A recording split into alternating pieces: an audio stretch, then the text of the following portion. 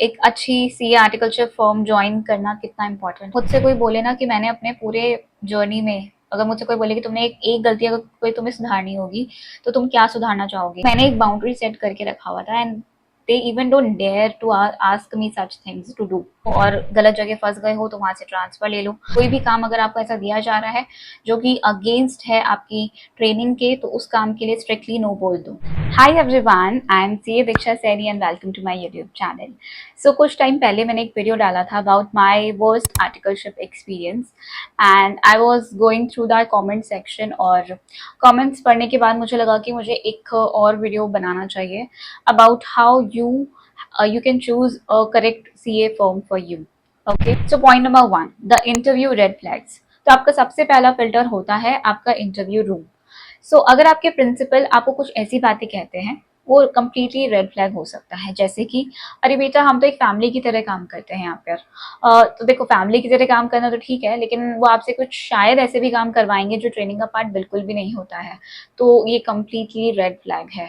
या फिर वो अगर आपसे ऐसा कहते हैं कि हमारे यहाँ आने का टाइम फिक्स है पर जाने का टाइम फिक्स नहीं है, अरे हम आपको इतना ट्रेन करेंगे, सोने की तरह तपाकर आपको एकदम निखार कर निकालेंगे यहाँ से, तो आप स्टाइपेंड वगैरह की चिंता मत कीजिए। इस वक्त आपको स्टाइपेंड वगैरह के बारे में नहीं सोचना चाहिए, आपको एक अच्छी ट्रेनिंग के बारे में सोचना चाहिए। नो डाउट, एक अच्छी ट्रेनिंग बहुत ज़रूरी है and that is the most important part of your articleship, but stipend is your right, तो उस राइट को अपना छोड़ना मत। ठीक है, तो स्टार्टिंग में ही अगर आप चीज़ें क्लियर करके चलोगे तो अच्छा रहेगा। जैसे उनसे पूछ लो कि एग्जाम लीव्स की क्या पॉलिसी है, स्टाइपेंड कितना मिलता है। इन चीज़ों में हेजिटेट मत करना। देखो, बाद में जाके प्रॉब्लम आएगी, उससे अच्छा है कि आप पहले ही क्लियर कर लो। ठीक है, और घबराना मत, क्योंकि कोई भी जेन्युइन सीए फर्म होगी तो आपको ये सब चीज़ें खुद से ही सामने से बताएगी, आपको शायद पूछना भी नहीं पड़ेगा। ठीक है, तो एक जेन्युइन सीए फर्म जो होती है वो जनरली आपको ये सब बातें पहले से ही बता देती है। अगर नहीं बता रहे हैं तो आप खुद सामने से पूछिए और फिर देखिए कि उनका क्या रिएक्शन आ रहा है।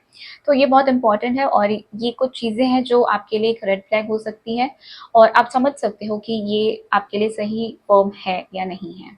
देखो, आपको 2 साल गुजारने हैं उस सीए फर्म में, तो ये कोई छोटा वक्त नहीं होता है। तो इसको इतना लाइटली मत लेना कि अरे कहीं भी चले जाते हैं, आर्टिकलशिप ही तो है, अरे काम ही तो करना है। नहीं, ऐसा नहीं होता है। देखो, बहुत ज़्यादा आपके लिए बहुत ज़्यादा आप सफ़र कर सकते हो इस चीज़ को लेके, तो लाइटली मत लेना। अभी मैं कुछ कमेंट्स दिखाऊंगी आपको, कमेंट सेक्शन के उस वीडियो में जो आए थे, तो आपको आपको समझ आएगा कि मैं क्या कहना चाह रही हूँ आपसे। चलो, इंटरव्यू हो गया, सब हो गया, लेकिन अभी भी समझ में नहीं आ रहा कि ये आर्टिकलशिप फॉर्म हमारे लिए सही रहेगी या नहीं रहेगी, अभी भी कंफ्यूजन है। तो आप लिंक्डइन का यूज़ कर सकते हो। देखो, अगर आपका लिंक्डइन पर अकाउंट नहीं है ना अभी तक, तो ये बहुत गलत बात है। इस वीडियो के बाद आपको सबसे पहले अपना एक लिंक्डइन अकाउंट बनाना है। अगर आपके पास है तो बहुत अच्छी बात है। ओके, तो लिंक्डइन का आपको यूज़ करना है। आपको उस आर्टिकलशिप फॉर्म, उस सीए फॉर्म को जाके सर्च करना है, और उसमें जाके आपको देखना है कि उसके कौन कौन से एक्स आर्टिकल्स थे। करंट आर्टिकल से मत पूछना, क्योंकि वो झूठ भी बोल सकते हैं डर के मारे या कुछ भी और रीज़न से। तो जो उसमें काम कर चुके हैं, जो छोड़ चुके हैं, आप उनसे आप जाकर के रिव्यू लेना कि आपका पर्सनल एक्सपीरियंस वहाँ पे कैसा रहा था, कैसा क्या वहाँ पे कल्चर था। बाकी सब चीज़ें जो भी आपके डाउट्स हो वो सब उनसे आप क्लियर कर सकते हो। एक जना शायद आपको रिप्लाई नहीं करेगा, आपको मल्टीपल लोगों से पूछना पड़ेगा, बट उसमें बिल्कुल हेजिटेट मत करना। लिंक्डइन प्लेटफॉर्म इसीलिए ही बनाया गया है, इसीलिए ही उसका ये सबसे उसका बेस्ट यूज़ है, आई थिंक, है ना। तो ये सबसे अच्छा तरीका है उस फर्म के बारे में जानने का। और अगर कुछ भी आपको ऐसा नेगेटिव पता चलता है वहाँ के बारे में, तो एक रिकंसिडर ज़रूर करना उस जगह के लिए कि आपको वहाँ जाना चाहिए कि नहीं जाना चाहिए। लेकिन इतना सब करने के बाद भी आप किसी टॉक्सिक सीए फर्म में फंस जाते हो या फंस चुके हो, तो क्या करना चाहिए? Then don't hesitate to take transfer. देखो, within 6 months of your articleship you can freely take transfer. तो उसके बाद अगर 6 महीने के बाद लेने जाओगे तो फिर कुछ रिस्ट्रिक्शंस हैं, कुछ कंडीशंस में ही आप ट्रांसफर ले सकते हो, but within first 6 months there are no restrictions, no conditions, you can just take transfer if you want. अगर आपको लगता है कि मुश्किल है, आपकी जो प्रिंसिपल है वो आपको ट्रांसफर नहीं देंगे, देन प्लीज रिमेंबर कि it's your right, you can take transfer within first 6 months। तो उसके लिए थोड़ा सा अगर लड़ना भी पड़े तो लड़ लेना, बिकॉज अगर आपको लगता है कि वो ऐसी फर्म है जहाँ पे जस्टिफाई नहीं कर रहा है कि आप 2 साल तक वहाँ रुको और अपना ट्रेनिंग करो, देन प्लीज ट्रांसफर ले लेना। थोड़ा सा एफर्ट कर लेना, थोड़ी सी मेहनत कर लेना, लेकिन वहाँ से ज़रूर ट्रांसफर ले लेना, हेजिटेट मत करना। तो चलो कुछ कमेंट्स पढ़ते हैं जो उस वीडियो पर आए थे and so here we go. मेरी तो मिड साइज फर्म थी और आपके साथ जो हुआ वो मेरे और मेरे नोन के साथ सेम फर्म में हो चुका है। उसका 10% भी नहीं है, don't want to compare, but it was so traumatic कि मुझे हाई कोर्ट के लॉयर को इन्वॉल्व करना पड़ गया था to get out of it. आज 3 ईयर हो गए हैं ऑलमोस्ट और मैं अभी भी अंडर कॉन्फिडेंट हूँ। और मेरी नोन ने तो उस एक्सपीरियंस के बाद सीए छोड़ दी। हम दोनों का अटेम्प्ट भी एक्सटेंड हो गया था। सो आप देख सकते हो एक अच्छी सीए आर्टिकलचर फर्म ज्वाइन करना कितना इम्पोर्टेंट है। um, मेरा जो एक्सपीरियंस था वो शायद इतना भी ज़्यादा बुरा नहीं था, बट जब मैं कमेंट्स पढ़ रही थी तो मुझे लगा कि मेरे साथ जो हुआ वो तो कुछ भी नहीं था यार, और लोगों ने तो और भी ज़्यादा फेस किया है। और ये सब चीज़ें जो अब नए बच्चे आ रहे हैं उनके साथ ये शेयर करना बहुत ज़रूरी है ताकि वो कोई गलत जगह जाके ना फंस जाए। ठीक है, तो ये सब आपको आपको डराने के लिए नहीं है, बस जस्ट आपको अवेयर करने के लिए है कि एक सही जगह पर आपका होना कितना इम्पोर्टेंट है। Okay, and so one more comment we have. I have recently completed my articleship from mid-sized firm. No doubt I have learned work skill and so many things, but 3 years were hell. At starting my stipend was 2000 and छुट्टी के पैसे भी कटते थे, 2 2 महीने बाद stipend आता था। Next audit ITR GSTR 9 9C के टाइम तो संडे और सुबह 9:30 से रात के 11 12 बजे तक काम होता था। No refreshment from office, no clean washroom. Office जाने से पहले एंजाइटी अटैक, ऑफिस काम करते करते रोना, oh God those were really hard days, it was so difficult to manage office study and home.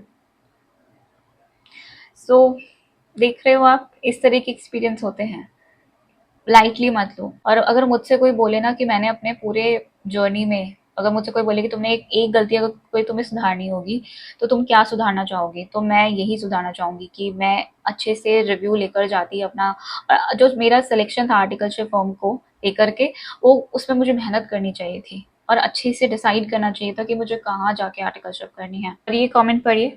During peak season, I used to leave office by 11 p.m. or 1 a.m. despite of coming to office 10 o'clock in the morning. Also on Sundays, not paid for these months. For 3 months, no support from seniors. I even did personal works for my principal, like buying sweets for his kids, delivering gifting items, beauty products of his wife to his residence, picking him from his residence to office. And some office boy works like buying cakes for office, delivering bills to client. It became hell of a thing. Somehow God helped me to take transfer and join industrial training. Like seriously, देखो, एक boundary आपको set करनी पड़ेगी। अगर मैं अपना अपना बात करूँ तो मेरे फॉर्म में भी होता था। मेरे भी फॉर्म में कुछ चीज़ें ऐसी होती थी जो मुझे लगता था कि that is not a part of my training completely. तो मैंने एक बाउंड्री सेट करके रखा हुआ था and they even don't dare to ask me such things to do. तो उनको पता था कि दीक्षा को नहीं बोल सकते आप। तो एक बाउंड्री ऐसी सेट करनी पड़ेगी। और अगर इस तरह की चीज़ें आपके साथ हो रही है, आपको करवाया जा रहा है ना, first of all just straight away से नो। और अगर आपसे करवाया भी जा रहा है, आपको लाइक बहुत फोर्स किया जा रहा है, मैं फिर वही बोलूँगी कि ट्रांसफ़र ले लीजिए वहाँ से। ऐसी जगह रुकने का कोई फ़ायदा नहीं है, बिकॉज़ आप प्रोफेशनलिज्म सीखने गए हो, प्रोफेशनलिज्म की धज्जियाँ उड़ाने नहीं गए हो। ठीक है, तो बहुत अच्छे से एक तो सिलेक्शन अच्छे से कीजिए। अगर कहीं जा भी रहे हो और गलत जगह फंस गए हो तो वहां से ट्रांसफर ले लो। अपनी बाउंड्री सेट करके रखो, कुछ भी काम मत कर लो वहां पे। कोई भी काम अगर आपको ऐसा दिया जा रहा है जो कि अगेंस्ट है आपकी ट्रेनिंग के, तो उस काम के लिए स्ट्रिक्टली नो बोल दो। नो बोलोगे तो वो नहीं करेंगे आपको फोर्स, उनकी हिम्मत नहीं होगी कि आपसे वो इस तरह के कुछ काम कराएं। दिस इज वेरी रॉन्ग, जो इनके साथ हुआ, दैट्स वेरी रॉन्ग। और ऐसा होता है, आई एम टेलिंग यू। मैं वही कहूँगी कि मेरे साथ जो हुआ शायद वो इतना भी गलत नहीं था, बट मैंने अपने टाइम में भी सुना था जिनके साथ और भी बहुत बहुत सी चीज़ें होती थी। And something like these also, जो अभी मैंने आपको कमेंट्स पढ़वाए हैं। और ये तो 2 4 कमेंट्स हैं, अगर उसका कमेंट सेक्शन आप पढ़ोगे then there lot lot of comments some जो इस तरीके के हैं। ठीक है, सो अगेन मैं बोलूँगी, मैं आपको डरा नहीं रही हूँ। I just want to aware you. जो भी बच्चे अब स्टार्ट करने वाले हैं तो उनके लिए बस एक अवेयरनेस वीडियो है। दुनिया में हर जगह, बोलते हैं ना, दुनिया में सब गलत लोग भी नहीं हैं। लेकिन आप बस गलत जगह जाके मत फंस जाना। दुनिया में अच्छे लोग भी हैं, अच्छे सीए फर्म्स भी हैं, आपको बस उनको ढूंढना है और उस जगह जाना है। तो बस मेरा यही है आप सबसे कहना कि ध्यान रखिए और अपने करियर को इस तरीके से दाव पे मत लगाओ। बहुत मेहनत लगती है, बहुत मेहनत से आपने अपना फाउंडेशन क्लियर किया है, बहुत मेहनत से आपने अपना इंटर क्लियर किया है, और ये सब काम करने के लिए तो नहीं किया ना। उसके बाद आप फाइनल क्लियर करोगे, एक सीए बनोगे, प्रोफेशनल बन जाओगे, तो ये सब करने के लिए हम ये काम नहीं करेंगे। और इस तरीके से अपने करियर को दाव पे मत लगाओ। बहुत इंपॉर्टेंट पार्ट है। और मैं एक और चीज़ कहूँगी, अगर कुछ बच्चे डमी आर्टिकलशिप का सोच रहे हैं या कर रहे हैं तो ये बहुत गलत चीज़ है। Articleship again it's very crucial part of your training, so इसको सीरियसली लो, सही जगह पर जाओ, डरो मत, कोई डरने वाली बात नहीं है। मैं भी गलत जगह फंस गई थी, मैंने भी वहाँ से ट्रांसफर लिया, ऐसा कुछ गलत नहीं हो गया मेरे साथ। ठीक है, तो आपके पास राइट्स दिए हैं आईसीआई ने, उसका आप यूज़ करो। 6 महीने के अंदर बोला है उन्होंने कि आप ले सकते हो बिना कंडीशंस के, बिना किसी रिस्ट्रिक्शंस के। तो आपकी चॉइस है आपको क्या करना है अपने साथ। तो चलो इस वीडियो को यहीं एंड करते हैं, और अगर आप मेरे चैनल पर नए हो तो please subscribe to my channel, and अगर आपको वीडियो अच्छा लगा then please like and share. हम मिलते हैं नेक्स्ट वीडियो में, टिल देन बाय।